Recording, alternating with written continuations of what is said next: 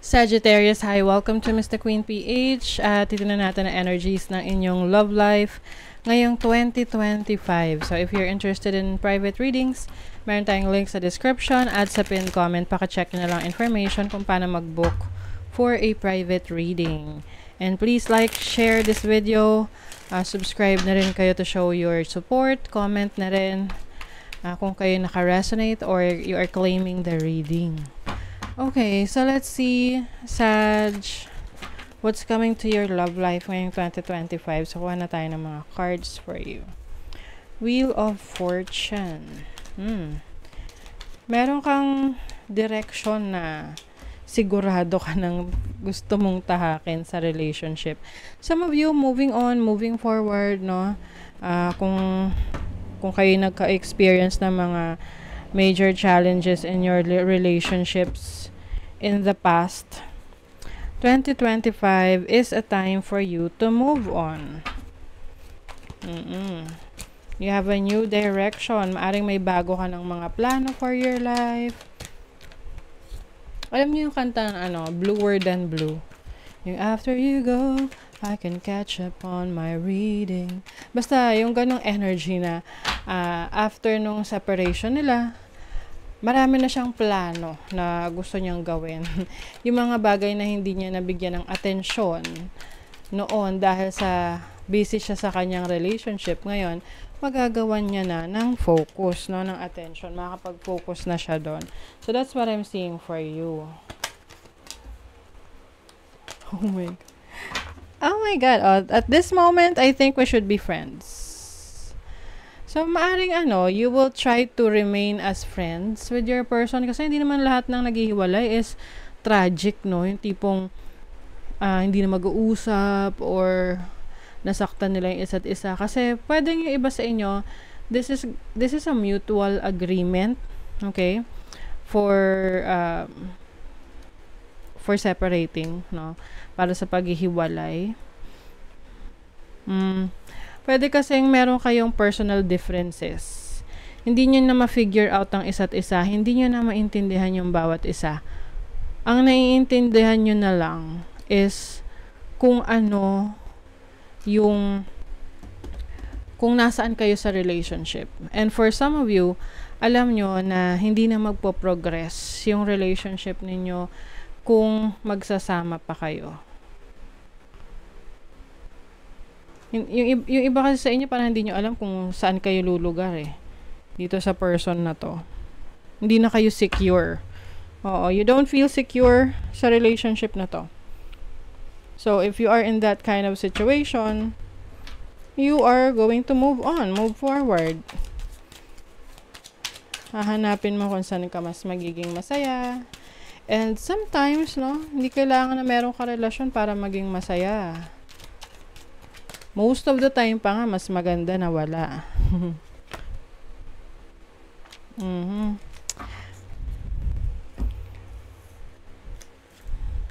It amazes me when we say the same thing at the same time or finish each other's sentences. Alam niyo, meron kayong mga, kumbaga hindi lang naman ito sa inyong differences.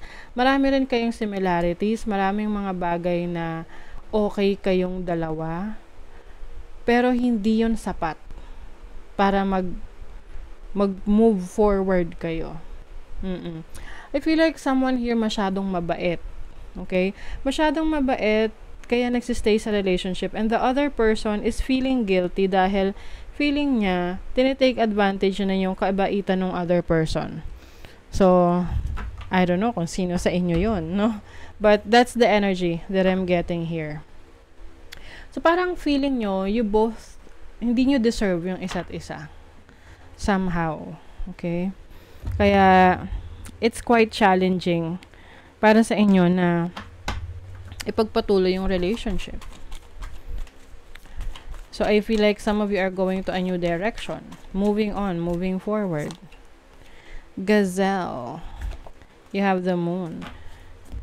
The moon is your instinct, your intuition.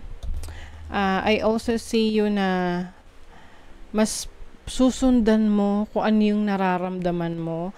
Mas magiging matimbang yung instinct mo, yung nararamdaman mo, kesa sa ano yung mas practical at mas logical sa relationship.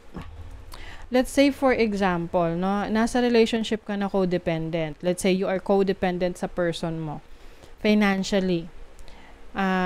Kung titingnan natin sa practical side, mas practical na magstay ka sa relationship kasi syempre, no, you are dependent financially to that person.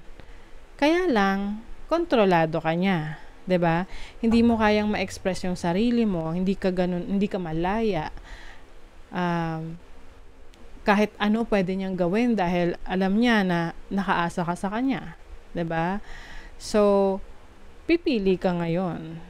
'Di ba? And I feel like ang pipiliin mo is kung saan ka mas magiging malaya. Kung saan ka mas magiging flexible, mas maraming kayang gawin. Mawawala yung limitasyon. So, some of you are changing direction. Grabe, halos ang collective, ganun yung energy. Ganun yung feels.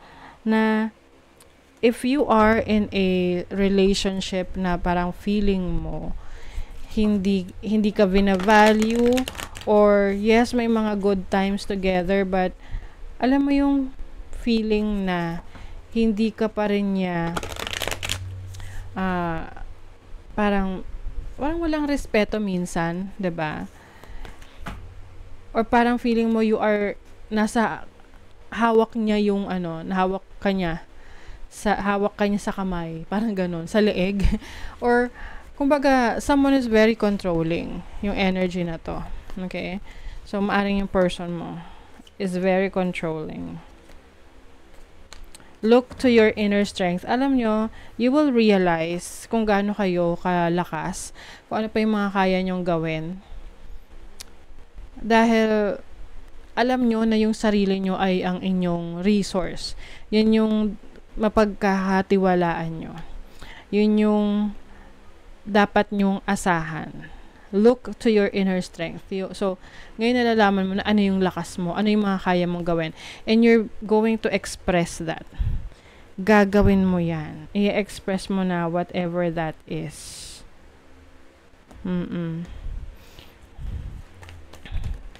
Let's see what else. This will also lead you to new connections, new relationships, new friendships. Okay? So, syempre, pag mas malaya ka na, mas may independence ka na, ikaw na yung in control of your life, marami ka nang pwedeng ma-experience. Okay? So, that's what I'm saying for you. You're going to experience new friendships, new connections. Tinan pa natin. Sagittarius love life. Ngayong 2025. May maingay na motor sa background. Kung naririnig nyo, pasensya na. Kasi yung kapitbahay namin, ewan ko ba, sobrang lakas ng ingay ng motor niya. Anyway, let's see Sagittarius love life. Dapat ayan, pantay. Okay. Wow. You have energy ng Cancer, ito yung sinasabi ko sa inyong emotions. You are going to be emotionally sensitive. Ngayong 2025 na tipong mas magiging aware ka sa mga dapat mong matanggap. Yung mga dinideserve mo na love, attention, ganyan. You're going to want it. Na ikaw, kaya mong mag-alaga, magmahal ng ibang tao. And syempre, dinideserve mo rin na ibalik yan sa'yo or ma-experience mo rin yan sa mga taong mahal mo. So, you have Uranus. So, I think yung iba sa inyo, yung mga changes na gagawin nyo, these are unexpected. Unexpected na ipupurso mo yung gusto mo. Unexpected na magsa-start ka ng bagong direction or you will go to a new direction. Some of you, kasi may rider rito, this is about journey. So, maaring yung iba, journey to your self-discovery. Pwedeng travel opportunities rin. Yung iba, lalayo, iiwas. And sa pag-travel na yan, pwedeng meron kayong makilalang bagong friends, bagong connection. that will open up new opportunities for love or friendship sa inyo. Okay? Let's see what else. Oh, 'di ba? The Lovers and Ace of Coins, definitely a new relationship, a new connection. I feel like ito ay mas practical para sa'yo, mas reasonable para sa'yo, and something that you really deserve. Okay? So, that is your reading, Sagittarius. Good luck for 2025. Thank you so much and see you again.